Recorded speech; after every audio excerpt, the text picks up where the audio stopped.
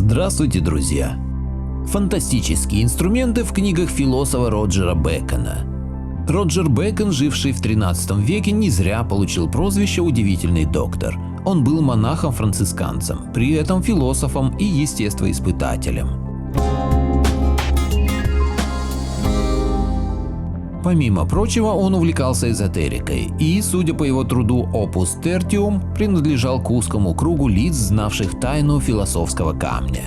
Он написал множество интересных работ, однако самое удивительное из них – послание монаха Роджера Бэкона о тайных действиях искусства и природы и ничтожестве магии.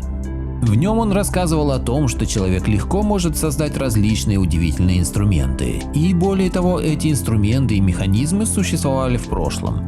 Бэкон описывает корабли без гребцов, летающие машины, устройства для подводных исследований и тому подобные чудеса. Процитирую этот кусочек трактата почти полностью об удивительных рукотворных инструментах.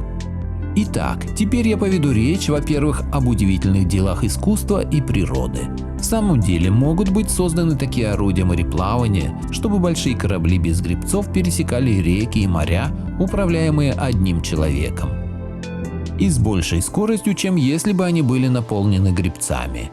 Также могут быть созданы повозки, которые двигались бы без тягловых животных с невообразимой стремительностью, каковы, как мы представляем, были вооруженные серпами боевые колесницы, на которых сражались древние.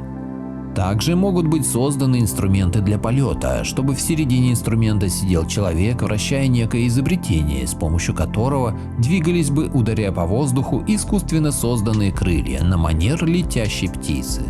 Также может быть создан небольшой по величине инструмент, который поднимал бы и опускал немыслимые тяжести. Нет ничего полезнее такого инструмента в определенной ситуации, ибо с помощью инструмента высотой в 3 пальца и такой же ширины и даже меньшего размера человек мог бы избавить себя и своих близких от всякой опасности заточения и подняться и спуститься.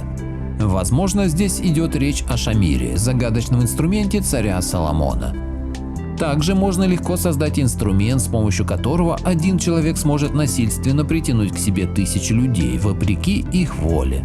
Могут быть также созданы инструменты для путешествий под водой, морей и рек, вплоть до достижения дна, и без всякой телесной опасности, ибо Александр Великий использовал такие инструменты для того, чтобы разведать тайны моря, как рассказывает астроном Этик. И все это было создано в древности и определенно создано в наше время, исключая разве что инструмент для полета, который я не видел и не знал человека, который бы его видел, но я знаю мудреца, который придумал, как его изготовить. И может быть создано несчетное число такового, например, мосты через реки без опор или какой-либо поддержки и неслыханные механизмы и изобретения. Замечу, что этот трактат мало известен, хотя, на мой взгляд, содержит поистине сенсационную информацию. А что вы думаете по этому поводу? Возможно, Роджер Бэкон заглянул как-то в будущее или наоборот в глубокое прошлое. Как думаете, напишите в комментариях. Автор статьи Наталья Трубиновская. Благодарю всех, кто подписался на мой канал и смотрит мои видео. Ссылка на статью в описании. Поделитесь моим видео в соцсетях с родными, друзьями и знакомыми. Люди имеют право знать все точки зрения. Всем спасибо за внимание, буду рад вас видеть на своем канале снова.